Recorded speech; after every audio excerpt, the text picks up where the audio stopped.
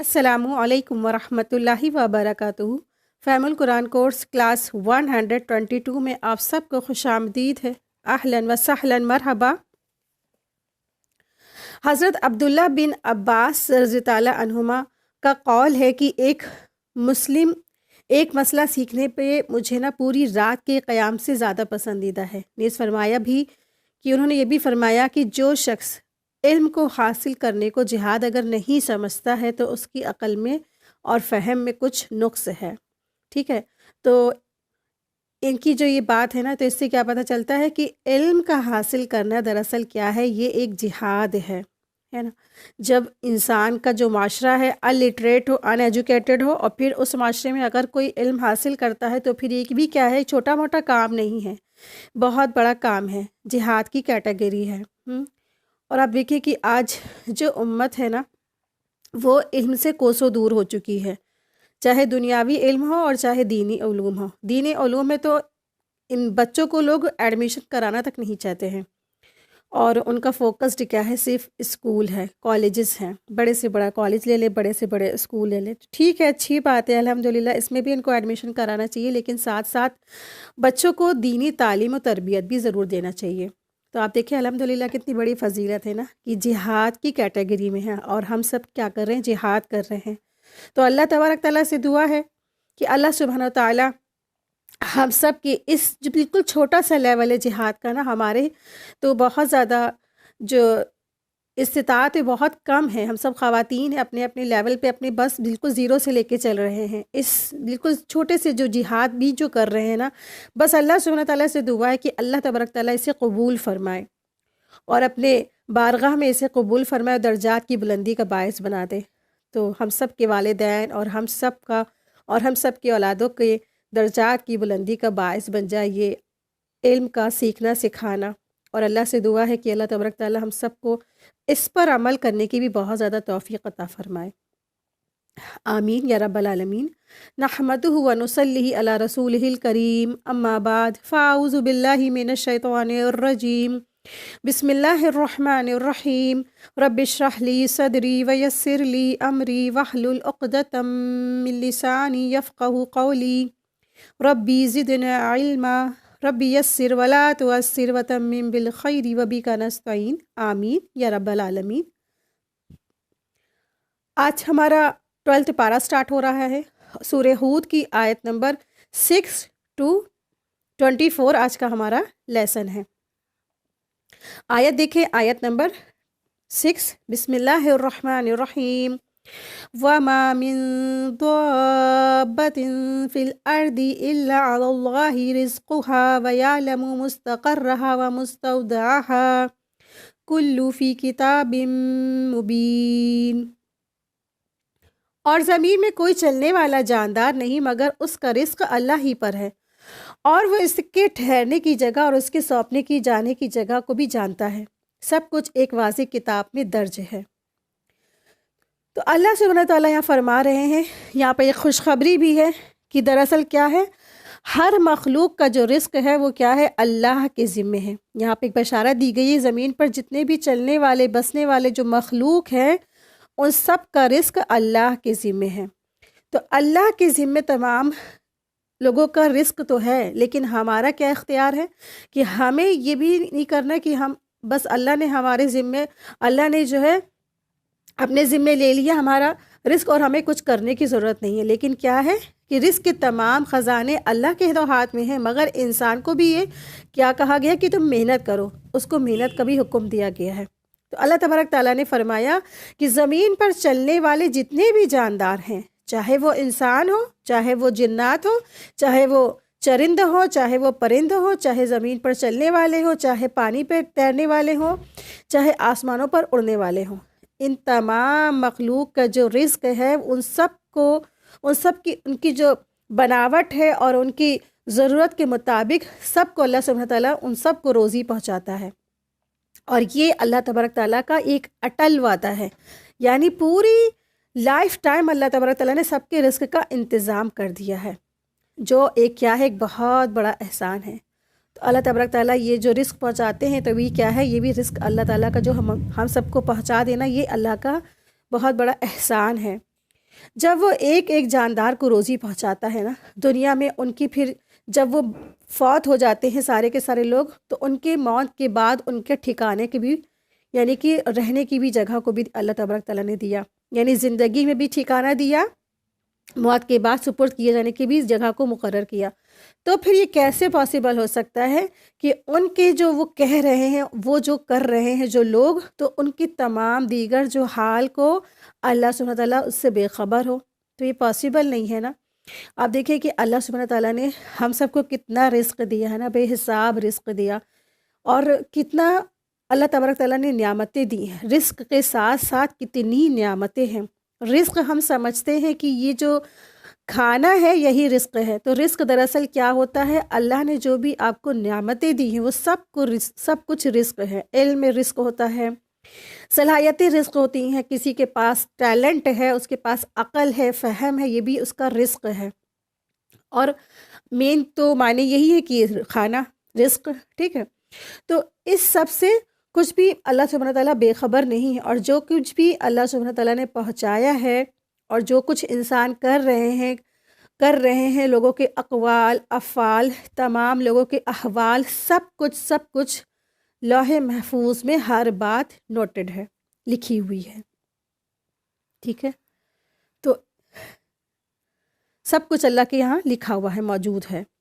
اور آپ دیکھیں کہ اللہ سبحانہ تعالیٰ فرماتے ہیں کہ ہم نے کیا کر رکھا ہے، وَيَعْلَمُهَا مُسْتَقَرَّهَا وَمُسْتَوْدَعَهَا، کہ اللہ جانتا، وَيَعْلَمُ کس کی طرف اشارہ ہے؟ اللہ کی طرف، اور وہ جانتا ہے مستقرها قاف را سے ہے، یعنی کہ قرارگاہ، یعنی ٹھہرنے کی جگہ کو کہتے ہیں، وَمُسْتَوْدَعَهَا سپرد کیے جانے کی جگہ، یعنی ان کی جو قبر ہے ان کو کہتے ہیں، لوگوں کے جو مرنے کے بعد جو ان کی قبر ہے اس کو کہتے ہیں۔ مستقر اور مستودع کی اگرچہ تفسیر کے جو لوگوں میں مختلف بیانات ہیں، مگر الفاظ کے پیش نظر واضح مطلب یہی نظر آتا ہے کہ اللہ تبارک تعالیٰ نے وہ تمام جگہ بھی جانتا ہے جہاں پہ انسانوں نے کچھ مدت کے لیے ٹھہرنا ہے، ٹھیک ہے۔ مستقر رہا سے جو مراد ہے وہ تمام جگہ ہے جہاں پر انسان کچھ وقت یا کچھ مدت کے لیے ٹھہرتا ہے، یہ نوٹ کر لیجئے گا آپ لوگ۔ مستقر رہا یعنی قرارگاہ، یعنی ٹھہرنے کی جگہ، تو اس سے مراد وہ تمام جگہ ہے جہاں پر انسان کچھ وقت یا کچھ مدت کے لیے ٹھہرتا ہے۔ آپ دیکھیں کہ اب ہم سوچ رہے ہیں ہم تو شروع سے اپنے گھروں میں رہ رہے ہیں، تو ایسا نہیں ہے۔ آپ دیکھیں کہ باپوں کے پشتوں پہ کچھ وقت کے لیے ٹھہرے تھے، ہے نا، پھر ماں کے رحم میں بھی ہم لوگ ٹھہر چکے ہیں 9 مہینے، پھر اس کے بعد کچھ زمین پہ کچھ وقت رہا میکہ کا، پھر اس کے بعد سسرالوں میں آ گئے، تو جگہ جگہ ٹائم اور پیریڈ بدلتا رہا، ٹھکانے بدلتے رہے۔ تو مستقرہ میں خواہ وہ باپ کی پشت ہو یا ماں کا رحم یا زمین کا کوئی بھی حصہ جہاں اس نے زندگی میں ٹھہرنا ہو، یہ ساری چیزیں آ جاتی ہیں، ٹھیک ہے۔ اور اللہ تعالیٰ وہ جگہ بھی جانتا ہے جن کے سپرد کرنے کی، یعنی مرنے کے بعد کی بھی جو جگہ ہو، یعنی وَمُسْتَوْدَعَهَا میں کون سی چیزیں آتی ہیں؟ جہاں وہ سب جو سارے کے سارے جو رزق پا رہے ہیں اور جن کا قرار گاہ ہے، تو ان کا موت کا ٹھکانہ بھی ہے، یعنی کہ ان کے دفنانے کی بھی جگہ آتی ہے، سپرد کیے جانے کی جگہ، وَمُسْتَوْدَعَهَا میں آتا ہے۔ تو وَمُسْتَوْدَعَهَا جن کے سپرد انسان مرنے کے بعد ہونا ہے، ٹھیک ہے، خواہ وہ زمین میں کھودی گئی قبر ہو یا کسی جانور نے کسی کو نگل لیا ہو، یا اللہ تعالیٰ نے قیامت تک کے لیے اس کے سپرد کیے جانے والی جگہ کو اس کو لکھ رکھا ہے نا، تو یہ سب کیا ہے؟ اس کے سپرد کیے جانے کی جگہ ہے۔ یعنی جیسے بظاہر تو ہم سب دیکھتے ہیں کہ قبر ہے، قبر میں انسان گاڑ دیا گیا، اس میں دفنا دیا گیا، تو وہ بھی ہے، اور کچھ لوگ تو گاڑتے بھی نہیں ہیں، جلا دیتے ہیں چتاؤں میں، اڑا دیتے ہیں ہوا میں، یا پھر کوئی اوپر سے کودا، اس نے سوسائڈ کیا، یا اس کو مچھلی نکل گئی، یا کسی شیر چیتے یا جانور نے کوئی پھاڑ کے کھا لیا کسی کو۔ تو اللہ تبارک تعالیٰ نے سب کی جو قرار گاہ ہے وہ بھی لکھ رکھی ہے، اور سپرد کیے جانے کی جگہ ہے وہ بھی لکھ رکھی ہے۔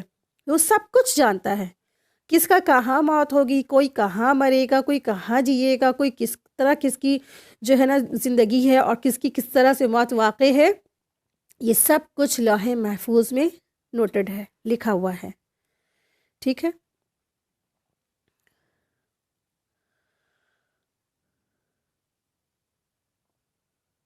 اور آپ دیکھیں کہ اللہ سبحانہ تعالیٰ نے فرمایا نا وَمَا مِن دَابَّةٍ فِي الْأَرْضِ إِلَّا عَلَى اللَّهِ رِزْقُهَا، زمین میں کوئی بھی چلنے والا جاندار نہیں مگر اس کا رزق اللہ ہی پر ہے۔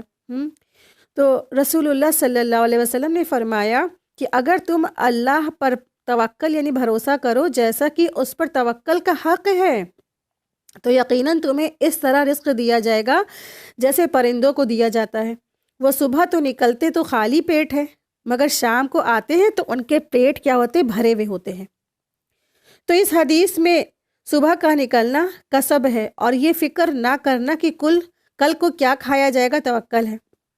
لیکن اب ایسا بھی انسان کو توکل نہیں کرنا ہے کہ ہاتھ پر ہاتھ دھرے بیٹھا رہے اور کچھ بھی نہ کرے، اس کو جو ہے نا وسائل کا بھی اختیار کرنا ہے، اسباب بھی اختیار کرنا ہے، محنت بھی کرنا ہے، ٹھیک ہے، اور پھر توکل علی اللہ بھی کرنا ہے۔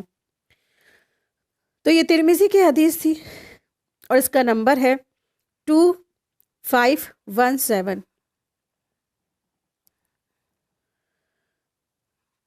تو اکثر لوگ رزق کے بارے میں پریشان ہوتے ہیں، نہ ٹینشن لیتے ہیں، تو ٹینشن لیتے پریشان ہوتے تو آپ دیکھیں کہ یہ آیت کیا بتا رہی ہے کہ رزق کا تو سارا کا سارا اختیار اللہ کے ذمے ہے۔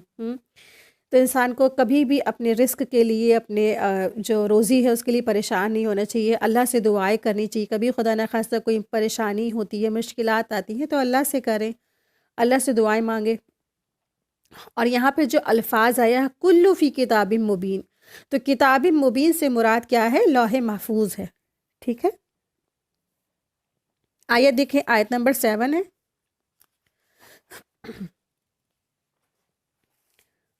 اور وہی ہے جس نے آسمان اور زمین کو 6 دنوں میں پیدا کیا اور اس کا عرش پانی پر تھا تاکہ وہ تمہیں آزمائے کہ تم میں کون سے جو لوگ ہیں وہ اچھے عمل میں زیادہ اچھا ہے، یعنی وہ کون ہے جو عمل میں زیادہ اچھا ہے۔ اور یقیناً تو کہے کہ بے شک تم موت کے بعد اٹھائے جانے والے ہو، تو وہ کہیں گے کہ جنہوں نے کفر کیا ہے ضرور کہیں گے کہ یہ تو کھلا جادو کے سوا کچھ بھی نہیں ہے۔ اللہ سبحانہ تعالیٰ نے یہاں فرمایا ہے، اور یہاں پر بھی اللہ تبارک تعالیٰ کی عالی شان اور قدرت کے بارے میں بتایا گیا ہے اور کافروں کی کج فہمی کے بارے میں بھی آگاہ کیا گیا ہے آیت نمبر 7 اور 8 میں۔ اللہ سبحانہ تعالیٰ نے آسمان اور زمین کو 6 دنوں میں پیدا کر دیا گیا، 6 دنوں میں۔ اب یہ کون سے ٹائم کی بات ہے؟ واللہ عالم، یہ اللہ کے گھر کے 6 دن ہو سکتے ہیں یا یہاں دنیاوی 6 دن ہو سکتے ہیں، تو یہ غیب کی خبروں میں سے ہے، ان میں انسان پیچھے تعویلوں میں نہ لگے، ٹھیک ہے۔ اور الگ الگ پلانٹ میں الگ الگ ٹائمنگ ہوتی ہے، تو آپ دیکھیں کہ جیسے یہ اللہ کے گھر کا جو ہے 1 دن ہے تو یہاں کے کم سے کم 50,000 سال، ٹھیک ہے۔ اور آپ اسی طرح سے منگل ہے اور گرہ ہے، شنی گرہ ہے، الگ الگ جو گرہ ہیں ان کے الگ الگ ٹائم ہوتے ہیں، دنیا کا ٹائم الگ ہی ہوتا ہے۔ تو بس اللہ نے بتا دیا 6 دن ہے تو وہ 6 دن ہے۔ اب بہت سے مفسرین، بہت سے جو لوگ ہوتے ہیں اسی کے پیچھے پڑ جاتے، تعویلوں کے پیچھے پڑ جاتے ہیں۔ تو تعویل کے پیچھے نہیں پڑنا انسان کو، کس کے پیچھے پڑنا ہے؟ کس کو سے زیادہ لینا ہے؟ احکامات کو، جو اللہ نے حکم دیا ہے وہ ہمیں کیا لینا ہے؟ اپنی زندگیوں میں لینا ہے۔ 6 دن بتا دیے، ٹھیک ہے۔ اور اکثر مفسرین کہتے ہیں یہ اتوار سے جمعے تک کی کا جو ٹائم ہوتا ہے وہ 6 دن ہے۔ اللہ سبحانہ تعالیٰ نے تمام کی تمام چیزیں اتوار سے جمعے تک تخلیق کر دی، پیدا کر دی۔ اور صرف کیسے پیدا کی؟ کلمہ کن سے، کہ کہا ہو جا تو وہ ہو گیا، کن فیکون۔ آسمان اور زمین کی تخلیق سے پہلے اللہ تعالیٰ کا جو عرش تھا پانی پر تھا۔ اس سے بھی پتہ چلتا ہے کہ سب سے پہلے جو چیز بنائی گئی تو وہ کیا تھی؟ پانی تھی، پانی تھا۔ اللہ تعالیٰ نے انہیں اس لیے پیدا کیا کہ اس کے جو بندے ہیں نا زمین پر رہیں، سکون سے رہیں، اور پھر اللہ سبحانہ تعالیٰ نے لوگوں کے لیے اس میں نعمتیں عطا فرمائی تاکہ لوگ اس سے فائدہ اٹھائیں اور صرف اللہ کی عبادت کریں اور نیکی کے کاموں اور خیر کی طرف ایک دوسرے سے آگے بڑھنے کی کوشش کریں، تاکہ اللہ تعالیٰ قیامت کے دن ہر شخص کو اس کے اعمال کے مطابق بدلہ دے دے۔ آخر میں اللہ سبحانہ تعالیٰ نے فرمایا کہ اے میرے نبی صلی اللہ علیہ وسلم، اگر کفار مکہ سے اگر آپ کہیں گے کہ تم لوگ موت کے بعد دوبارہ زندہ کیے جاؤ گے، تو وہ تو یہی کہیں گے کہ اے محمد صلی اللہ علیہ وسلم، تم جو کچھ کہہ رہے ہو وہ تو جادو کی طرح بے بنیاد باتیں ہیں اور باطل فقرے، یعنی کہ باطل الفاظ ہیں جس پر یقین نہیں کیا جا سکتا ہے نا۔ رسول اللہ صلی اللہ علیہ وسلم کو ہمیشہ کفار مکہ نے جھوٹا قرار دیا، جھٹلا دیا، تو اللہ سبحانہ تعالیٰ نے بھی فرما دیا کہ آپ کو یہ لوگ جھوٹا ہی کہیں گے۔ تو اگر آپ کو کوئی 30% لوگ جھوٹا کہہ رہے ہیں اور آپ کی بات 70% مان رہے ہیں تو کیا کرنا ہے؟ جو مان رہے ہیں ان کو تو بات پہنچانا ہی پہنچانا ہے نا۔ ایسا تو نہیں کر سکتا کہ انسان کہ ہمیں 30% لوگوں نے جھوٹا کہہ دیا اور جادوگر کہہ دیا تو اپنا کام چھوڑ دے۔ نہیں، ہم تو حق پر ہیں۔ اگر 30% لوگ بھی ہماری بات مان رہے ہیں تو ہمیں کیا کرنا ہے؟ ہمیں اللہ کا کام، اللہ کا پیغام لوگوں تک پہنچا دینا، اللہ کی بات، اللہ کے احکامات لوگوں تک پہنچانا ہی پہنچانا ہے۔ وَكَانَ عَرْشُهُ عَلَى الْمَاءِ، رسول اللہ صلی اللہ علیہ وسلم نے فرمایا کہ اللہ تعالیٰ ہی کی ذات ہے، اس سے پہلے کوئی چیز نہیں تھی اور اس کا عرش پانی پر تھا۔ پھر اس نے آسمان اور زمین کو پیدا کیا اور لوح محفوظ میں ہر چیز تحریر فرمائی۔ بخاری کی حدیث نمبر 7418 ہے۔ ایک اور حدیث میں آتا ہے، رسول اللہ صلی اللہ علیہ وسلم نے فرمایا اللہ تعالیٰ نے آسمان اور زمین کو پیدا کرنے سے 50,000 سال پہلے مخلوقات کی تقدیر تحریر فرما دی، اور اس وقت اللہ کا عرش پانی پر تھا۔ یہ صحیح مسلم کی حدیث 2653۔ اس حدیث پر بھی بہت سے لوگ بہت زیادہ کمنٹس کرتے ہیں، کہتے ہیں کہ جب اللہ تبارک تعالیٰ نے ہماری تقدیر 50,000 سال پہلے لکھ دی تو ہمیں کچھ کرنے کی ضرورت ہی نہیں ہے، ہم تو جیسی مرضی ہیں مٹر گشتی سے زندگی گزاریں، نہ اللہ سے ہمیں دعا کرنے کی ضرورت ہے، نہ ہمیں کمانے کی ضرورت ہے، نہ ہمیں منہ چلانے کی ضرورت ہے، نہ ہمیں ہاتھ پیر چلانے کی ضرورت ہے، کیونکہ ہماری تقدیر تو لکھ چکی ہے نا۔ تو یہ بات بالکل غلط ہے۔ آپ دیکھیے، انسان کو سب سے پہلی چیز کہ انسان کی جو دعا ہوتی ہے، دعاؤں سے تقدیر بدل جاتی ہے، اور دعا کیا ہے؟ اللہ کی عبادت ہے۔ تو کیا معلوم خدا نخواستہ تقدیر میں انسان کی نافرمانی لکھی، لیکن اس نے دعائیں کی، اللہ سے ہدایت مانگی تو اس کی تقدیر بدل گئی، وہ ہدایت یافتہ میں شامل ہو گیا۔ کسی کی تقدیر میں یہ لکھا ہے کہ جب وہ دعا کرے گا تب اس کو رزق ملے گا، تو دعا کرنا پھر کیسے بھلا ہو سکتا ہے؟ پاسبل کہ دعا ہی کرنا چھوڑ دے؟ تو دعا ہمیشہ کرتا رہے، اس کو رزق ملتا رہے گا، ہے نا۔ کسی کے تقدیر میں یہ لکھا ہے کہ جب وہ جو ہے گھر سے جائے گا، کوشش کرے گا تب اس کو رزق ملے گا، اگر وہ یہی چھوڑ دیتا تو پھر اس کو کیسے ملے گا؟ تو تقدیر میں تو کچھ بھی لکھا ہو سکتا ہے نا۔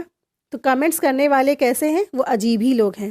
تو اللہ کی آیات پر، اللہ کی حدیثوں پر کبھی بھی کسی کو کمنٹس اور آرگیو نہیں کرنا چاہیے۔ جو لکھا ہے وہ برحق ہے، جو لکھا ہے وہ بالکل سچ ہے، اور ہماری جو عقلیں ہیں بالکل ذرہ برابر کی بالکل ذرہ ہیں، اور اللہ کی جو تخلیق ہے، اللہ کی کائنات ہے، وہ کیا بہت بہت بڑی وسیع ہے، بہت وسیع۔ ہماری سوچ، ہماری تھنکنگ وہاں تک نہیں جا سکتی۔ پھر اللہ سبحانہ تعالیٰ فرماتے ہیں لِيَبْلُوَكُمْ أَيُّكُمْ أَحْسَنُ عَمَلًا، تاکہ ہم آزمائیں کہ تم میں کون اچھے عمل کرتا ہے۔ یعنی آسمان اور زمین کے پیدا کرنے کا مقصد جنوں اور انسانوں کی آزمائش ہے۔ اکثر لوگ کہتے ہیں نا کہ دنیا کیوں بنائی؟ تو دنیا اس لیے بنائی گئی کہ تاکہ انسانوں کو ٹیسٹ کیا جائے، جناتوں کو ٹیسٹ کیا جائے۔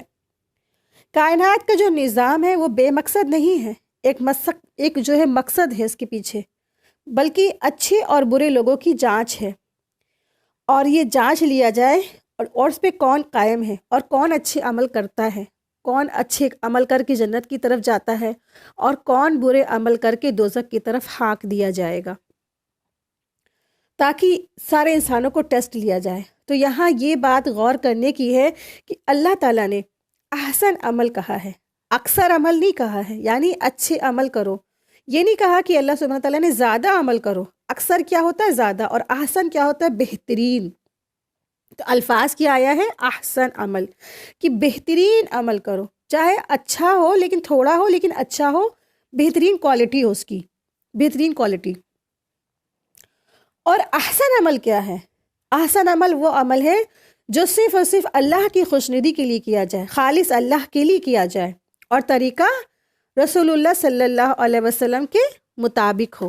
ٹھیک ہے، طریقہ رسول اللہ صلی اللہ علیہ وسلم کے مطابق ہو، تو وہ احسن عمل ہوتا ہے۔ اور اگر ان دونوں میں سے کوئی بھی شرط نہیں ہے تو پھر وہ احسن عمل نہیں ہوگا، وہ اچھا عمل نہیں رہے گا، پھر وہ چاہے کتنا بھی اچھا، کتنا بھی زیادہ کام کیا گیا ہو، اللہ تعالیٰ کے اس عمل کی کوئی حیثیت نہیں ہے۔ آیت دیکھیں، آیت نمبر 8۔ اور بلا شبہ اگر ہم ان سے عذاب کو ایک گنی ہوئی مدت تک مؤخر کر دیں تو یقیناً ضرور کہیں گے کہ اسے کیا چیز روک رہی ہے، سو لو جس دن وہ ان پر آئے گا تو ان سے ہٹایا جانے والا نہیں ہے، اور انہیں وہ چیز گھیر لے گی جس کا وہ مذاق اڑایا کرتے تھے۔ دراصل یہاں پر کافروں کے بارے میں بات کی جا رہی ہے۔ جو کافر تھے وہ آپ صلی اللہ علیہ وسلم کا مذاق اڑایا کرتے تھے، مذاقیہ طور پر کہتے تھے کہ اے رسول اللہ صلی اللہ علیہ وسلم، آپ جس کے بارے میں ہمیں ڈراتے ہیں، قیامت کے بارے میں یا موت کے بعد انسان جو برے عمل ہوتے ہیں نا اس کے سامنے آ جاتے ہیں تو اس کو عذاب ملنا شروع ہو جاتا ہے، جس کے بارے میں آپ ہم کو ڈراتے ہیں نا وہ چیز آپ لے کر آ جائیے، یعنی قیامت لے کر آ جائیے۔ ان سے سیدھا سیدھا ایسے کہا جاتا تھا، اور رسول اللہ صلی اللہ علیہ وسلم کا وہ مذاق اڑاتے تھے۔ تو ان کافروں کی فطرت ہی میں کیا تھا؟ کجی تھی، کجی واقع ہوئی۔ قرآن کریم اور رسول اللہ صلی اللہ علیہ وسلم کو جھٹلانا اور اللہ کی طرف سے بھیجی ہوئی جو ہر خبر میں، یعنی کہ قرآن اور اللہ کے رسول صلی اللہ علیہ وسلم کے پیغامات پر ان کا شک کرنا ان کی عادت تھی، ٹھیک ہے، شک کرنا ان کی عادت ہے۔ اللہ تعالیٰ اگر ایک مدت تک کی نا عذاب کو ان سے ٹال بھی دیتا تو اللہ تعالیٰ کے رسول صلی اللہ علیہ وسلم کو فوراً جھٹلانے وہ لگتے اور کہتے کہ اے محمد صلی اللہ علیہ وسلم، تم جس عذاب کی بات ہم سے کہتے ہو نا، اسے کیوں ڈیلے کیا جا رہا ہے، اسے کیوں مؤخر کیا گیا ہے، فوراً کیوں نہیں آ جاتا؟ تو اللہ تعالیٰ نے ان کے جواب میں فرمایا کہ یہ جلدی نہ کرو، تم عذاب کے لیے جلدی نہ کرو، جب وہ آ جائے گا نا تم پر نازل کیا جائے گا تو کوئی ایسی طاقت نہیں ہے کہ اسے وہ ٹال سکے، ٹھیک ہے۔ اَلَا یوم یاتیہم، اگر وہ آ گیا تمہاری طرف، وہ عذاب ایک دن آ جائے گا، لیس مصروفا عنہم، تو تمہیں کوئی چیز بھی اس سے تمہیں دور نہیں کر سکتی ہے، کوئی بھی چیز تمہیں بچا نہیں سکتی ہے۔ آیت دیکھیں، آیت نمبر 9۔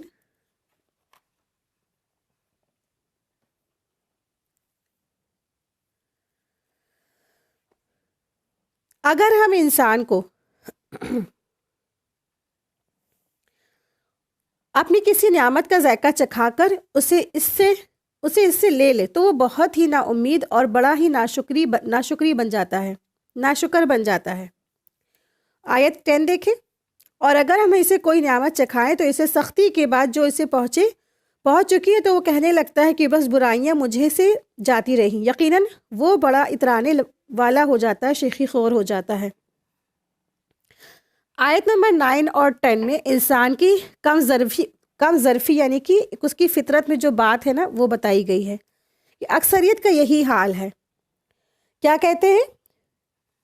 جب اس کو خوشحالی پہنچتی ہے تو وہ اللہ کی ناشکری کرتا ہے، جب اس کو اچھائی پہنچتی ہے، خوشیاں آتی ہیں تو پھر اللہ کو بھلا دیتا ہے، لیکن جب مصیبتیں آتی ہیں، پریشانیاں آتی ہیں تو پھر وہ اللہ ہی سے ناراض ہو جاتا ہے۔ تو اللہ تبارک تعالیٰ جب کسی انسان کو نعمت دیتا ہے نا، پھر کسی وجہ سے اس سے اگر وہ چھین لیتا ہے اور وہ اس کی رحمت سے نا امید ہو جاتا ہے، یعنی کہ بندہ جو ہے ایسے شخص اللہ کی رحمت سے نا امید ہو جاتا ہے اور ناشکری اور اللہ کی برائی بیان کرنے پر اتر آتا ہے، اور اگر اللہ تعالیٰ اسے بیماری اور تکلیف کے بعد صحت اور محتاجی کے بعد خوشحالی دے دیتا ہے تو کہنے لگتا ہے کہ اب تو آرام ہی آرام اور راحت ہے اور عیش اور خوشحالی ہے، اور خوشحالی میں ایسا مگن ہو جاتا ہے کہ اس نعمت پر پیدا کرنے والے مالک کا شکریہ ادا کرنے کا بھی خیال اس کے دماغ میں نہیں گزرتا۔ لیکن جو ایمان والے ہوتے ہیں، جو اہل ایمان والے ہوتے ہیں، وہ تکلیف کی حالت میں صبر کرتے ہیں اور آرام کی حالت میں اللہ کے شکر گزار ہوتے ہیں۔ ہر حال میں نیک کام کرنا ان کا مقصد بن جاتا ہے، نہ تو مصیبت کے وقت مایوس ہوتے ہیں اور نہ ہی عیش آرام کی حالت میں اللہ کو بھولتے ہیں اور نہ ہی پھولے سماتے ہیں، یعنی تکبر کرتے ہیں۔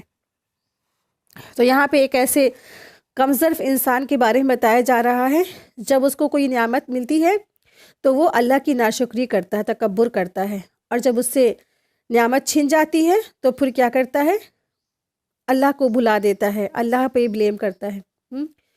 تو سختی کے بعد اس کے اوپر اچھائی پہنچ جاتی ہے تو کہنے لگتا ہے کہ میرے اعمال کی وجہ سے ہے، مجھے یہ ملا ہے، میری محنت کی وجہ سے ملا ہے۔ جب ایسے شخص کو جب کچھ مل جاتا ہے اور اس کو بہت زیادہ ہائی لیول پر وہ پہنچ جاتا ہے کچھ بن جاتا ہے، پڑھ جاتا ہے، پروفیسر بن جاتا ہے، اونچی اونچی جاب پہ پہنچ جاتا ہے، تو کہتا ہے کہ میری محنت کا نتیجہ ہے، میری محنت کا نتیجہ، میں نے محنت کی ہے۔ تو ایسے شخص کے بارے میں یہاں پہ ذکر ہے کہ وہ کیا کرتا ہے کہ وہ بڑا ہی اترانے والا شیخی خور ہو جاتا ہے۔ آیت دیکھیں، آیت نمبر 11 ہے۔ 11 میں ایسے مومن کا ذکر ہے کہ وہ ہمیشہ ہمیشہ اللہ کا شکر گزار کرتا ہے اور صبر کرتا ہے۔ پہلے بھی ہم لوگ کئی بار ایسی آیت پڑھ چکے ہیں۔ آیت نمبر 11 دیکھیں، سوائے ان کے جو صبر کرتے ہیں اور نیک کاموں میں لگے رہتے ہیں، انہی لوگوں کے لیے بخشش ہے اور بہت بڑا نیک بدلہ ہے۔ ٹھیک ہے، تو یہاں پر اہل مومن کے بارے میں بتایا گیا ہے کہ جو مومن ہے تو اس کی یہ صفات ہوتی ہے کہ وہ پریشانی مصیبت میں وہ صبر کرتے ہیں اور اللہ سے دعائیں اور بخشش مانگتے ہیں۔ ٹھیک ہے، اور جب خوشحالی آتی ہے تو وہ اس میں وہ شکر کرتے ہیں۔ تو اہل ایمان راحت، فراغت یا تنگی یا پریشانی دونوں ہی حالتوں میں اللہ کے احکامات کے مطابق طرز عمل کا اختیار کرتے ہیں۔ حدیث میں بھی آتا ہے، نبی صلی اللہ علیہ وسلم نے قسم کھا کر فرمایا، قسم ہے اس ذات کی جس کے ہاتھ میں میری جان ہے، اللہ تعالیٰ مومن کے لیے جو بھی فیصلہ فرماتا ہے اس میں اس کے لیے بہتری کا پہلو ہوتا ہے۔ اگر اس کو راحت پہنچتی ہے تو اس پر اگر وہ شکر کرتا ہے تو جو اس کے لیے بہتر یعنی اجر کا اور ثواب کا باعث ہوتا ہے، اور اگر اسے کوئی تکلیف پہنچتی ہے تو صبر کرتا ہے تو یہ بھی اس کے لیے بہت ہی اجر و ثواب کا باعث ہے۔ امتیاز ہے ایک مومن کے سوا کسی کو جو حاصل نہیں ہے۔ یہ ایک ایسا امتیاز اور ایسا یہ درجہ ہے جو مومن کے علاوہ کسی اور کو حاصل ہی نہیں ہے، یعنی دونوں ہی حالت میں صبر اور اجر ملتا ہے۔ یعنی کہ مومن کا معاملہ بھی بڑا ہی عجیب ہے، ہر حال میں وہ اجر سمیٹتا ہے۔ ٹھیک ہے، تکلیف پہنچتی صبر کرتا ہے تو اجر، اور خوشی پہنچتی ہے شکر کرتا ہے تو بھی اجر و ثواب، دونوں ہی حالت میں اللہ سے اجر و ثواب سمیٹتا ہے۔ ایک اور حدیث میں فرمایا کہ مومن کو جو بھی فکر، غم، تکلیف پہنچتی ہے، حتیٰ کہ اسے کانٹا بھی چبھتا ہے، تو اللہ تعالیٰ اس کی وجہ سے اس کی غلطیاں معاف فرما دیتے ہیں۔ یہ مسند احمد کی حدیث ہے۔ تو اس سے کیا پتہ چلتا ہے کہ اگر ایمان ہے دل میں، اگر یقین ہے دل میں اللہ کی طرف سے نا، آخرت کی طرف سے، اور اس کے احکامات کو ہم فالو بھی کر رہے ہیں، تو ہمارے ہر قدم قدم پر اللہ نے اجر و ثواب لکھ رکھا ہے۔ کوئی سب چپ جاتی ہے، کوئی سوئی چپ جائی، کوئی کسی طرح کا کانٹا گھس گیا، یا جو ہے کوئی چوٹ لگ گئی، کوئی تکلیف پہنچ گئی، کوئی بیماری لگ گئی، کوئی سر درد ہو گیا، کوئی بدن درد ہو گیا، کوئی بخار آ گیا، ان سب پہ اگر کسی مومن نے صبر کیا تو پھر کیا ہے، ان سب کے لیے اجر ہے۔ رسول اللہ صلی اللہ علیہ وسلم نے فرمایا، کسی مسلمان کو تکلیف نہیں پہنچتی مگر اللہ تعالیٰ اس کے ذریعے سے اس کے گناہوں کو جھاڑ دیتا ہے، جس طرح خزان میں یعنی پتجھڑ میں نا درخت کے پتے جھڑ جاتے ہیں۔ یعنی کسی مومن کو اگر بخار آتا ہے تو اس کے گناہ ایسے جھڑتے جیسے درخت سے پتے جھڑ جاتے ہیں۔ تو اتنا اجر ہے، بخاری کی حدیث ہے۔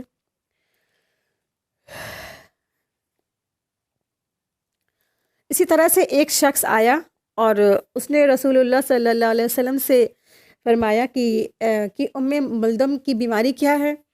تو آپ صلی اللہ علیہ وسلم نے فرمایا کہ تمہیں کیا ملدم ہوئی، یعنی کہ وہ ایسی بیماری تھی کہ جلد اور گوشت کے درمیان کی بیماری ہوتی، یعنی بخار آتا ہے۔ تو اس شخص نے کہا مجھے تو کبھی بخار آیا نہیں۔ تو رسول اللہ صلی اللہ علیہ وسلم نے فرمایا، اچھا تمہیں کبھی صداع کی بیماری ہوئی؟ تو صداع میں کبھی مبتلا ہوئے؟ تو اس نے پوچھا صداع کون سی بیماری ہوتی؟ تو آپ صلی اللہ علیہ وسلم نے فرمایا کہ اس کو سر درد کہتے ہیں۔ اس دیہاتی نے کہا مجھے تو کبھی سر درد ہوا ہی نہیں۔ پھر جب وہ دیہاتی چلا گیا مجمع سے تو آپ صلی اللہ علیہ وسلم نے فرمایا، جس کو کسی جہنمی شخص کو دیکھنا ہے تو اس کو دیکھ لے۔ ٹھیک ہے، تو کتنی بڑی بات ہے نا، کوئی اگر کسی کو کبھی کوئی بیماری نہیں ہوتی ہے، کبھی سر درد نہیں ہوتا ہے، تو پھر کیا ہے، تو اس کا مطلب پھر وہ صحیح نہیں ہے نا۔ تو آپ دیکھیں کہ مومن کو کیا ہوتا ہے، تکلیفیں آتی ہیں، بیماری آتی ہے، پریشانی آتی ہیں، کوئی کسی کو ایک فکر بھی آتی ہے، چھوٹی سی فکر لگتی ہے، اس کے دل میں الجھن پیدا ہو جاتی، تو یہ بھی کیا ہے، اللہ نے اس کے اوپر بھی اجر لکھ رکھا ہے۔ اور دیکھیں کہ ہم مائیں ہیں، ہم سب کو اپنے بچوں کی کتنی فکر رہتی ہے نا، اور بچوں کے لیے کتنا سب پریشان رہتے ہیں، اپنے گھر کے لیے پریشان رہتے ہیں۔ تو تمام ہماری زندگی میں کچھ نہ کچھ پریشانیاں، مصیبتیں کچھ نہ کہیں نہ کچھ لگی رہتی ہیں، تکلیفیں آتی رہتی جاتی رہتی ہیں۔ تو ان سب تمام تکلیفوں پر کیا ہے، اگر ہم صبر کریں گے نا، صبر، تو پھر کیا ہے، اس سب پر اجر ہے اور خوشحالی پہنچتی ہے بچوں کی طرف سے، کہیں شوہر کی طرف سے، تو کہیں گھر والوں کی طرف سے خوشحالی پر بھی کیا ہے، اللہ کی طرف سے کیا ہے، اس پر اجر ہے۔ دونوں ہی حالتوں میں ہم سب کے لیے کیا ہے، اجر ہے۔ شرط کیا ہے، ایمان ہو، ایمان، یقین ہو۔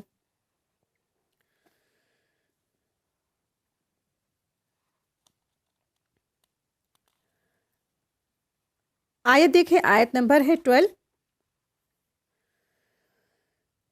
پس شاید کہ آپ اس وحی کے کسی حصے کو چھوڑ دینے والے ہیں جو آپ کی طرف نازل کی جاتی ہے، اور اس سے آپ کا دل تنگ ہے، صرف ان کی اس بات پر کہ اس پر کوئی خزانہ کیوں نہیں اترا یا اس کے ساتھ کوئی فرشتہ ہی آ جاتا۔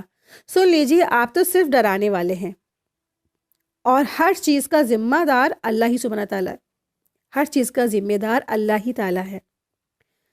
تو یہاں اللہ سبحانہ تعالیٰ فرما رہے ہیں، کفار مکہ دراصل رسول اللہ صلی اللہ علیہ وسلم سے بار بار کہتے تھے کہ تمہاری سچائی کی گواہی دینے کے لیے نا آسمان سے کوئی فرشتہ کیوں نہیں اتر آتا، اللہ تعالیٰ تمہارے لیے کوئی خزانہ کیوں نہیں بھیج دیتا، یا تمہارے لیے کوئی باغ کیوں نہیں اگا دیتا جس کے نیچے سے نہریں جاری ہو رہی ہوں۔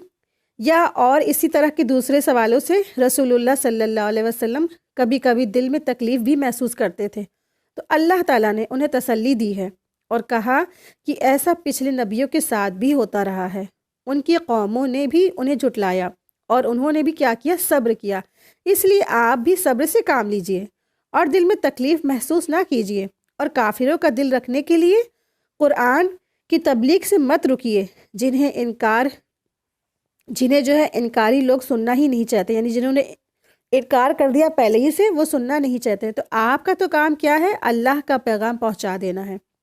آسمان سے نشانیوں کا نازل کرنا تو صرف اور صرف اللہ کے اختیارات میں ہے، یعنی انہوں نے ڈیمانڈ کیا تھا، یعنی مطالبات، معجزہ کا ڈیمانڈ کیا تھا رسول اللہ صلی اللہ علیہ وسلم سے۔ تو اللہ سبحانہ تعالیٰ نے فرمایا کہ معجزہ کسی کے ڈیمانڈ سے نہیں آتے، یہ تو اللہ کی مرضی سے معجزات آتے ہیں، اور یہ قرآن کسی بڑے معجزے سے کم ہے کیا؟ جو یہ کفار مکہ آپ سے کہتے ہیں کبھی تمہارے ساتھ کوئی فرشتہ آتا، یا سامنے والے جو پہاڑ ہیں ان کو تم سونے کے کر دو، صفا مروہ کو سونے کے بنا دو، یا تمہارے پاس ایسا باغ ہوتا جس کے نیچے سے نہریں جاری ہوتی، یا بیچ سے ایسا میٹھا سا جھرنا بہ رہا ہوتا، اس طریقے سے انہوں نے معجزہ کا ڈیمانڈ کیا تھا۔ تو آپ صلی اللہ علیہ وسلم کو یہ سب تو دیا نہیں گیا تھا نا معجزہ۔ اگر معجزہ کسی کے ڈیمانڈ سے آ جاتا تو پھر کیا ہوتا، ہلاکت بالکل طے تھی ان کی، کہ پچھلی قوموں میں جب بھی معجزہ آیا اور انہوں نے نہیں مانا تو پھر کیا ہوا، ان کو ہلاک کر دیا گیا، ختم کر دیا گیا، عذاب میں مبتلا کر دیا گیا۔ تو انہوں نے بھی مطالبات کیے تھے، ڈیمانڈ کیے تھے معجزات کے، لیکن کیا ہوا، اللہ سبحانہ تعالیٰ نے فرمایا کہ معجزہ تو کیا ہے، اللہ کے اختیارات میں ہے۔ ہاں، ان کی جو باتوں سے آپ کو تکلیف پہنچتی اور جو ہے ان کی باتوں سے آپ پریشان مت ہو، غمگین مت ہو، آپ اپنا صرف اور صرف کام کرتے چلے جائیں، ٹھیک ہے۔ آیت نمبر 13 دیکھیں، ام یقولون افترا قل فأتوا بعشر سور مثل مفتریات وادعوا من استطعتم من دون اللہ ان کنتم صادقین۔ کیا یہ کہتے ہیں کہ اس قرآن کو اس نے گڑھ لیا ہے؟ جواب دیجئے کہ پھر تم بھی اسی کی مثل 10 صورتیں گڑھ لاؤ، اور اللہ کے سوا جس کے ساتھ اپنے بلانا چاہتے ہو سب کو بلا لو اگر تم سچے ہو۔ تو اللہ سبحانہ تعالیٰ نے ان کو چیلنج دیا۔ وہ چیلنج کیا تھا، یہی چیلنج ہے کہ جو تمہاری طرف جو نازل ہو رہا ہے، یعنی رسول اللہ صلی اللہ علیہ وسلم کی طرف جو یہ قرآن نازل ہو رہا ہے، جو اہل مکہ نے نہیں مانا، ان کفار نے نہیں مانا اور کہا کہ یہ تو محمد صلی اللہ علیہ وسلم نے خود گڑھ لیا ہے، یا ان کو کوئی آتا ہے لکھا پڑھا کے چلا جاتا ہے۔ پہلی تو آپ دیکھیں کہ معجزہ یہ تھا کہ رسول اللہ صلی اللہ علیہ وسلم لکھنا پڑھنا نہیں جانتے تھے، اور پھر یہ کس بنا پہ ایسے الزام لگاتے تھے، تو ان کو پھر قرآن نے چیلنج دیا، یعنی اللہ نے چیلنج دیا ان سب کو کہ اگر تم اس شک میں ہو کہ یہ جو قرآن ہے یہ رسول اللہ صلی اللہ علیہ وسلم نے گڑھ لیا ہے تو ٹھیک ہے، تم بھی اس میں جو ہے 114 صورتیں ہیں نا، اس کے مقابلے میں تم صرف کیا کرو، صرف 10 صورتیں لکھ لاؤ، گڑھ لاؤ. جو سامنے والے کے بارے میں تم الزام لگاتے ہو کہ انہوں نے لکھ لیا، گڑھ لیا، تو تم بھی گڑھ لاؤ. اور تم صرف اس میں نہیں، اس میں تم اکیلے کی بس کی بات نہیں ہے. تم جس جس کو اپنے ساتھ ملانا چاہتے ہو ان سب کو ملا لو. سارے جنات مل جاؤ، سارے انسان مل جاؤ، سارے پرٹر مل جاؤ، سارے سائنٹسٹ مل کے بھی تم اگر اس کی جیسی نا 10 صورتیں تو کیا ایک صورت بھی نہیں، اور ایک صورت تو کیا ایک آیت بھی نہیں لا سکتے. تو یہ قرآن کا چیلنج قیامت تک کے لیے ہے، اور قرآن میں کئی جگہ پر اس کے بارے میں آیا ہے، لیکن آج تک بھی کوئی بھی اس کے مقابلے میں کچھ بھی نہیں لا سکا، کیونکہ یہ معجزہ ہے. اور یہ کس کی طرف سے نازل شدہ ہے؟ یہ اللہ تبارک تعالیٰ کی طرف سے نازل شدہ ہے.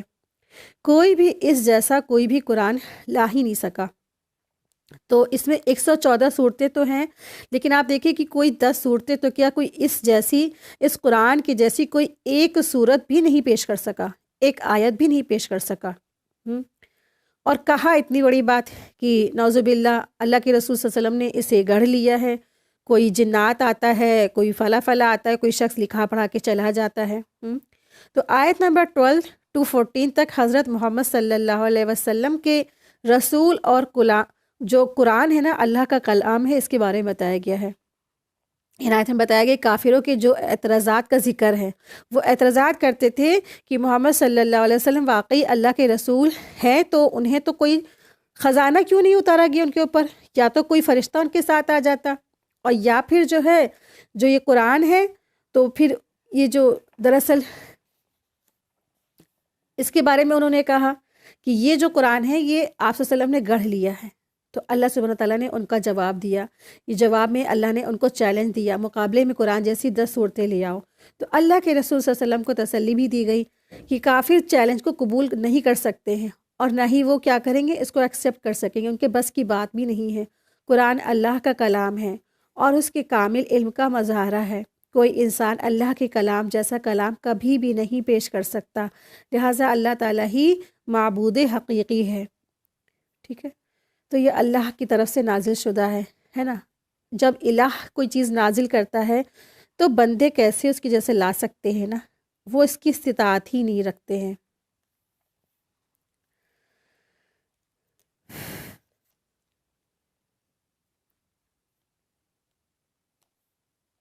آیت دیکھیں، آیت نمبر 14. پھر اگر وہ تمہاری اس بات کو قبول نہ کرے تو تم یقین سے جواب جان لو کہ تم یقینی سے جان لو کہ یہ قرآن اللہ کے علم کے ساتھ اتارا گیا ہے، اور یہ کہ اللہ کے سوا کوئی معبود نہیں ہے. پس کیا تم مسلمان ہوتے ہو؟ اتنا بڑا چیلنج ان میں ہارنے کے بعد بھی، اور انہوں نے اسلام قبول نہیں کیا.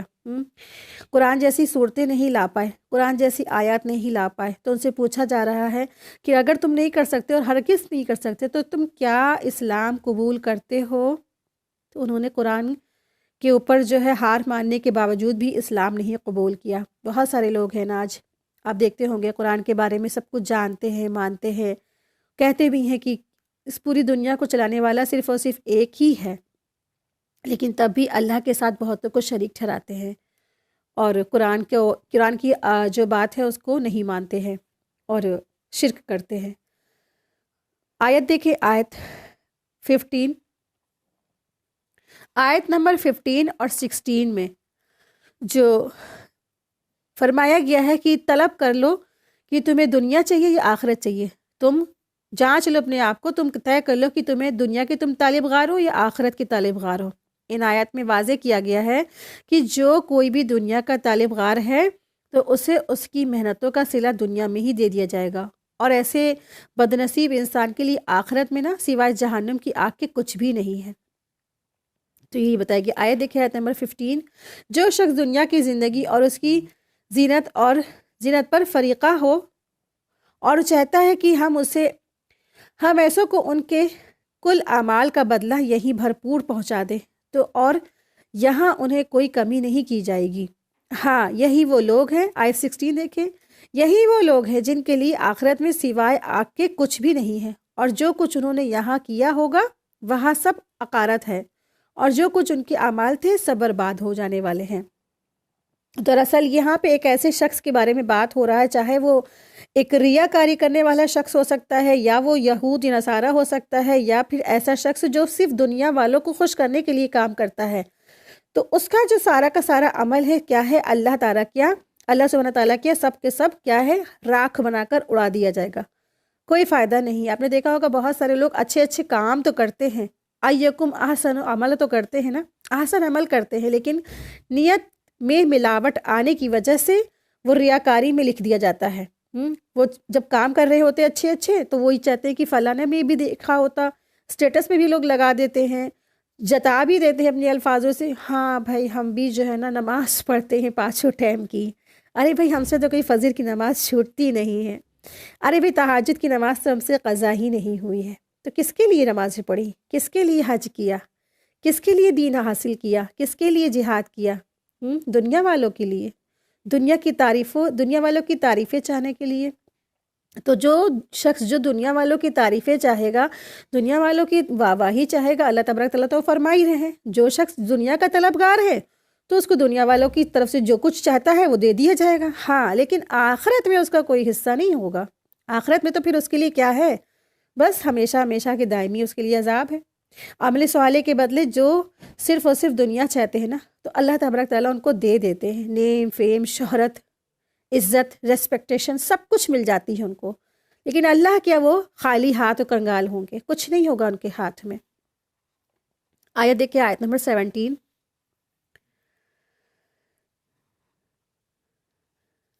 کیا وہ شخص جو اپنے رب کے پاس کی دلیل پر ہو اور اس کے ساتھ اللہ کی طرف کا گواہ ہو اور اس سے پہلے موسیٰ کی کتاب گواہ ہو جو پیشوا اور رحمت ہے، اور اوروں کے برابر ہو سکتا ہے؟ یہی لوگ ہیں جو اس پر ایمان رکھتے ہیں، اور تمام فرقوں میں سے جو بھی اس کا منکر ہو اس کے آخری وعدے کی جگہ جہنم ہے، پس تو اس میں کسی بھی قسم کے شبہ میں نہ رہے، یقیناً یہ تیرے رب کی جانب سے سراسر برحق ہے، لیکن اکثر لوگ ایمان لانے والے نہیں۔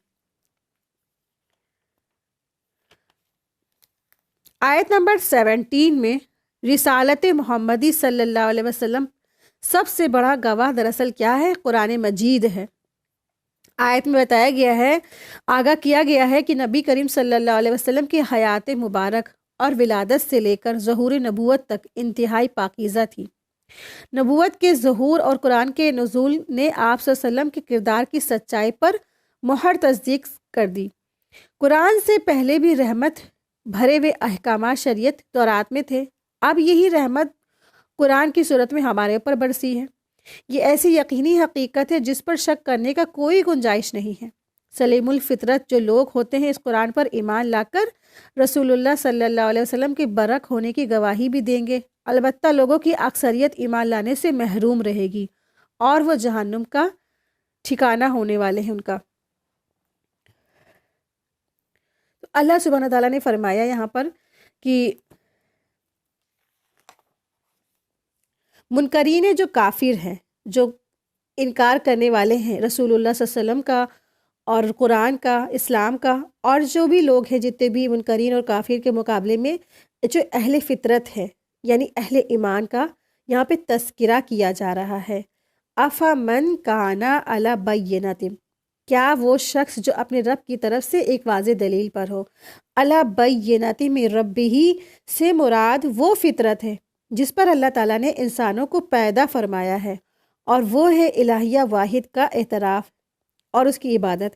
یعنی ہر انسان کی فطرت میں یہی ہے کہ وہ جانتا ہے کہ اس پوری دنیا کو چلانے والا صرف اور صرف ایک ہے، اور وہ کیا ہے؟ وہ توحید ہے۔ توحید انسان کی فطرت میں ہے۔ عہد الگ جو لیا گیا تھا نا، اس کو اللہ نے جب دنیا میں لانے سے بھی پہلے اس سے سب سے وعدہ لیا سارے انسانوں کی روحوں سے، تو فطرت میں ہے یہ چیز، اور یہ چیز اگر فطرت میں نہیں ہے کسی کے تو پھر دنیا میں آ کر وہ بھول گیا ہے، تو پھر کیا ہے؟ اسی کا ہی خسارہ ہے۔ تو اللہ نے تو فطرت میں ہماری یہ چیز ڈالی دی ہے کہ توحید، صرف اور صرف ایک اللہ کی عبادت کی جائے، ہماری فطرت میں ہے۔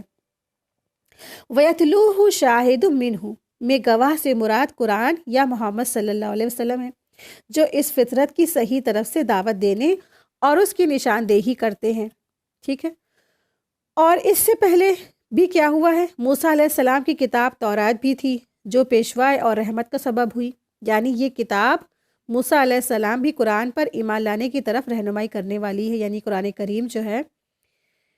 اور مطلب یہ ہے کہ ایک شخص وہ ہے جو منکر اور کافر ہے، اور اس کے مقابلے میں ایک دوسرا شخص جو اللہ کی طرف سے دلیل پر قائم ہے، اس پر ایک گواہ یعنی کہ قرآن یا پیغمبر بھی ہے۔ اس طرح اس سے جو پہلے نازل ہونے والی کتاب تورات بھی ہے، اس کے لیے پیشوائی کا اہتمام کیا۔ کیا یہ گواہ ہے؟ تو یہ کیا دونوں برابر ہو سکتے ہیں؟ کیونکہ ایک مومن اور کافر دونوں کبھی بھی برابر نہیں ہو سکتے ہیں نا۔ تو ایک طرف مومن کی بات ہو رہی ہے، ایک طرف کافر کی بات ہو رہی ہے، ٹھیک ہے؟ تو ان دونوں کے بارے میں بات ہوئی جا رہی ہے۔ یہاں پر جو الفاظ آیا ہے یکفر بہی من الاحزاب فالنار موعدہ، اور تمام فرقوں میں سے جو بھی اس کا منکر ہوا، تو تمام فرقے ہیں، اس سے مراد روئے زمین پر پائے جانے والے سارے کے سارے مذہب ہیں، چاہے وہ یہودی ہو، چاہے وہ عیسائی ہو، چاہے وہ بدھ ہو، چاہے مت ہو، چاہے مجوسی ہو، چاہے مشرکین ہو، چاہے وہ کفار ہو، چاہے وہ سکھ ہو، کوئی بھی ہو، جو بھی حضرت محمد صلی اللہ علیہ وسلم کی جو بھی رسول اللہ صلی اللہ علیہ وسلم پر ایمان نہیں لائے گا، اس کا ٹھکانہ جہنم ہے۔ آپ دیکھیں کتنی بڑی لیول پہ کام کرنا ہے نا، کتنا زیادہ لوگوں کو پیغام پہنچانے کی ضرورت ہے۔ امت وسط بنایا گیا ہے ہم سب کو۔ آیت دیکھیے، آیت نمبر 18۔ اس سے بڑھ کر ظالم کون ہوگا جو اللہ پر جھوٹ باندھے؟ یہ لوگ اپنے پروردگار کے سامنے پیش کیے جائیں گے، اور سارے گواہ کہیں گے کہ یہ وہ لوگ ہیں جنہوں نے اپنے پروردگار پر جھوٹ باندھا۔ خبردار ہو کہ اللہ تعالیٰ کی لعنت ہے ظالموں پر۔ تو یہاں پر جھوٹ باندھنے سے مراد یہی ہے کہ اللہ تعالیٰ کے ساتھ اوروں کو شریک ٹھہرانا، شفاعت کا اختیار سمجھنا کسی اور کو، اور یہ سمجھنا کہ یہ بھی ہماری اللہ کے آگے کیا کریں گے، سفارش کرا دیں گے، اللہ کے غضب سے ہم کو بچا لیں گے، یہ اللہ کے بیٹے ہیں، یہ اللہ کے قریبی ہیں، یہ اللہ کے دوست ہیں، تو ہماری اس طرح سے ہماری خوشامد ہوگی، شفاعت ہوگی، ریکویسٹ ہوگی۔ تو یہ کیا ہے؟ انہوں نے جھوٹ گھڑا ہے۔ آیت نمبر 18 سے آیت نمبر 22 تک کی سب سے بڑا جو ظالم اور بدنصیب جو لوگ ہیں ان کے بارے میں ذکر ہو رہا ہے۔ تو ایسا جو بڑا جو شخص ہے جس نے شرک کیا، تو یہ کیا ہے؟ سب سے بڑا وہ ظالم ہوگا جس نے اللہ پر جھوٹ باندھا، یعنی اس نے شرک کیا اللہ کے ساتھ۔ آیت نمبر 19 دیکھیں، جو اللہ کی راہ سے روکتے ہیں اور اس میں کش تلاشی کرتے ہیں، یہی آخرت کے منکر ہیں۔ یعنی کہ یہ ایسے لوگ ہیں خود بھی نہیں رکتے، ایسا نہیں کرتے، ساتھ ہی ساتھ خود بھی رکتے ہیں اور لوگوں کو بھی روکتے ہیں اللہ کی راہ سے، اور اللہ کی راہ میں ٹیڑھ پن تلاش کرتے ہیں۔ دراصل کیا ہے؟ یہ لوگ آخرت کے منکر ہیں۔ آیت نمبر 20 دیکھیں، نہ یہ لوگ دنیا میں اللہ کو ہرا سکیں گے اور نہ ان کا کوئی حمایتی اللہ کی سوا ہوا، ان کے لیے عذاب 2 گنا کیا جائے گا۔ نہ یہ سننے کی طاقت رکھتے تھے اور نہ یہ دیکھتے ہی تھے۔ آپ دیکھیں کہ دگنا عذاب ہے ایسے لوگوں کے لیے جنہوں نے شرک کیا، جنہوں نے اللہ پہ جھوٹ گڑھا، اور پھر خود بھی اللہ کی راہ سے روکتے تھے اور اوروں کو بھی اللہ کی راہ سے روکتے تھے۔ تو ایسے لوگوں کے لیے 2 گنا کیا ہے؟ سزا ہے، 2 گنا ان کے لیے عذاب ہے۔ کیوں؟ کیونکہ پہلی چیز انہوں نے خود بھی نہیں مانا، دوسری چیز انہوں نے اوروں کو بھی اللہ کے راستے سے روک دیا، ٹھیک ہے؟ تو آپ اس میں ہمارے لیے کیا سبق ہے؟ آپ دیکھیں کہ ہمارے لیے سبق ہے کہ کبھی بھی کوئی اچھا کام کرنے جا رہا ہے نا، تو اس کو روکے نہیں، چاہے وہ ہمارے بچے ہوں، چاہے وہ ہمارے کوئی گھر والے ہوں، چاہے وہ ہمارے بھائی بہن ہوں، چاہے بھی کوئی بھی لوگ ہو، کوئی بھی آپ کا فرینڈ سرکل کوئی بھی ہو، کسی کو کوئی نیکی کے کاموں سے روک دینا یا عبادت کے کاموں سے روک دینا یا اچھائی کے کاموں سے روک دینا، تو کیا ہے؟ یہ بہت بڑا جو ہے خسارہ ہے، بہت بڑا گناہ ہے۔ تو اس کو تو اور اچھی سے بات کہہ کے اس کو اس کی طرف بھیجنا چاہیے نا، نہ کہ اس کو روکنے والے بن جائیں۔ اکثر مائیں جو ہوتی ہیں بیٹیوں کے حجاب پہنے پر وہ ان کو اعتراضات ہوتا ہے کہ نہیں تم اتنا زیادہ کیسے اولڈ فیشن بن جاؤ گی نا، تمہیں تو ماڈل بننا ہے، تمہیں تو خوبصورت بننا ہے، ایسا دعوتوں میں جاؤ گی اپنے آپ کو کور اپ کر کے تو کون رشتہ بھیجے گا تمہارا، تم کو کون پسند کرے گا؟ نہیں، تو تم پورا فل میک اپ بیوٹی پارلر سے کرا کر آنا تم، ہے نا؟ اس طریقے سے بچوں کو بھی انسان کیا کرتا ہے؟ برائی کی طرف ڈھکیل دیتا ہے۔ پھر اسی طرح سے کوئی اگر کسی کا بیٹا ہے تو وہ اگر جماعت میں جاتا ہے، نماز پڑھتا ہے، اللہ کے دین سے جوڑتا ہے، تو پھر داڑھی واڑی کا بھی چکر آ جاتا ہے، تو پھر کہتے ہیں کہ نہیں داڑھی کٹواؤ، داڑھی کی وجہ سے تم بہت بڑے لگ رہے ہو، تم ایجٹ لگ رہے ہو، چلو داڑھی کٹوا کر آؤ۔ اس طریقے سے پھر وہ کیا اس نے ایسے اس طرح سے پریشر کر کے بچوں کو، تو اس نے 2 گنا عذاب کما لیا ماؤں نے، باپوں نے، ٹھیک ہے۔ تو کسی کو بھی اچھے کاموں سے مت روکے، اگر کوئی حق پر ہے، کوئی سچ پر ہے، تو کبھی بھی کسی کو اچھائی کے کاموں سے مت روکے، اور بلکہ ان کو کیا کرے، اور موٹیویٹ کرے۔ آیت دیکھیں، آیت نمبر 22 ہے، آیت نمبر 21 ہے، سوری۔ یہی ہے جنہوں نے اپنا نقصان آپ کر لیا ہے، اور وہ سب کچھ ان سے کھو گیا جو انہوں نے گھڑ رکھا تھا۔ یعنی جو بھی انہوں نے دنیا میں جھوٹے معبود، جھوٹے سفارشی، جھوٹے وکیل گڑھ رکھے تھے نا، قیامت کے دن سب کچھ ان سے کھو جائیں گے، کوئی بھی ان کے کام نہیں آنے والا۔ وہاں تو جا کے صرف پائیں گے صرف تو اللہ واحد یہاں پہ ہے۔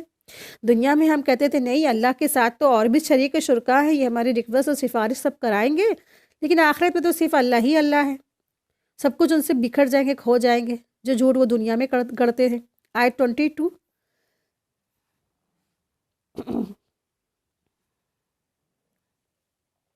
بے شک یہی لوگ آخرت میں زیادہ خسارہ پانے والے ہوں گے، جنہوں نے دنیا میں اللہ کے ساتھ ظلم کیا، شرک کیا، اور پھر قرآن کا اور اسلام کا کھلے عام اس کو جو ہے نا انکار کیا، اور پھر خود بھی اللہ کے دین سے روکے، اور ساتھ ہی ساتھ اوروں کو بھی اللہ کے ساتھ روکا، اللہ کے جو ہے نا دین سے روکا، اللہ کے دین پر چلنے سے لوگوں کو روکا۔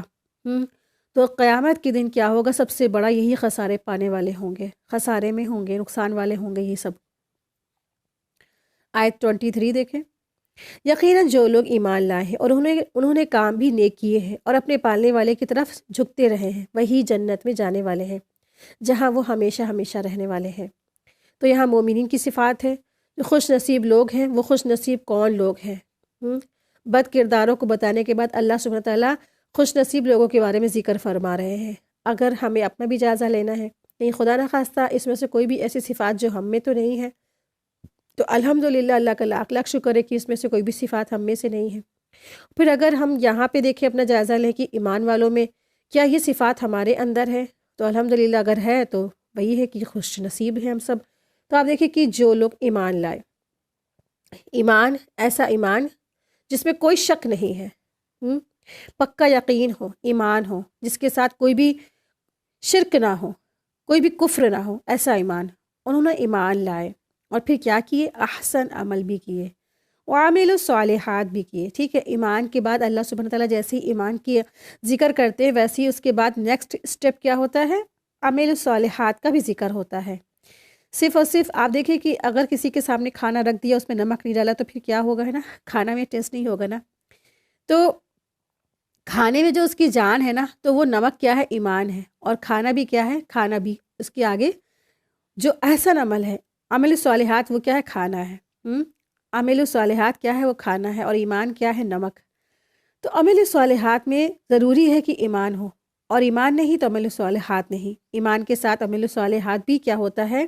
قبول کیا جاتا ہے۔ ایمان نہیں تو عمل الصالحات بھی قبول نہیں۔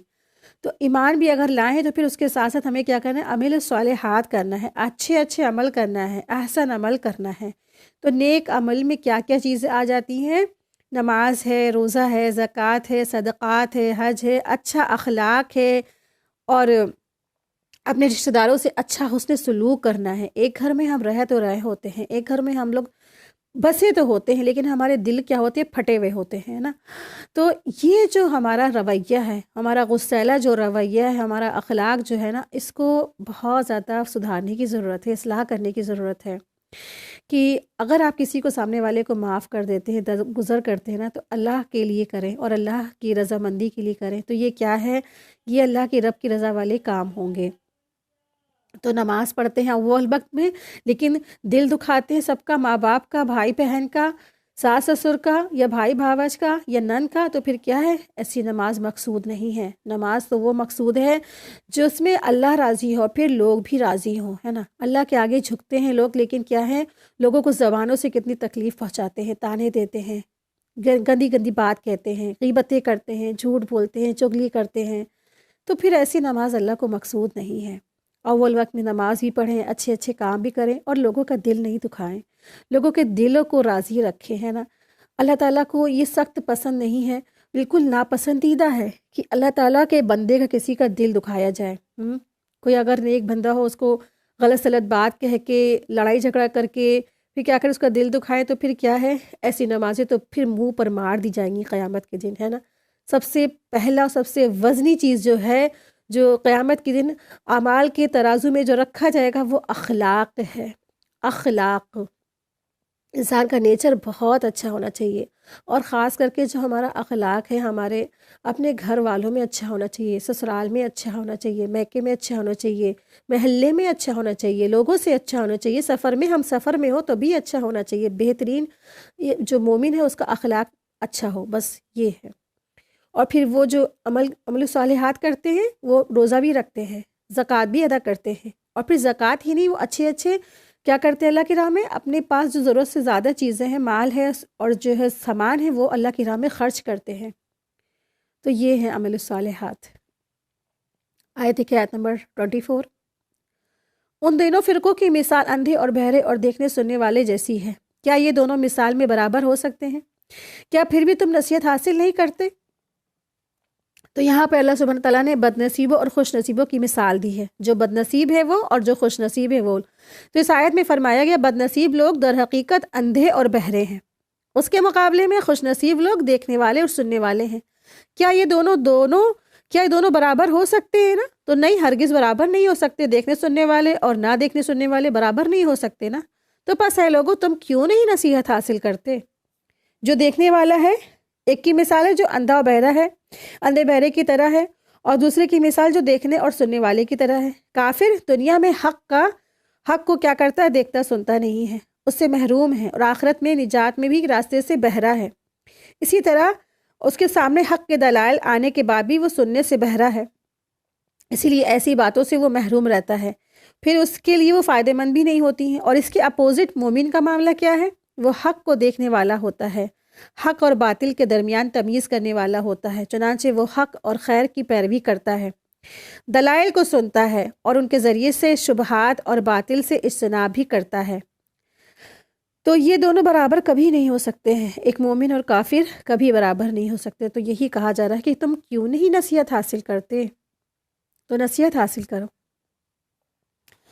اسی کے ساتھ ہی آج کی ہماری کلاس مکمل ہوئی۔ وآخر دعوانا ان الحمد للہ رب العالمین۔ سبحانک اللہم و بحمدک، اشہد ان لا الہ الا انت، استغفرک و اتوب الیک۔ السلام علیکم ورحمۃ اللہ وبرکاتہ۔ جزاکم اللہ خیرا کثیرا۔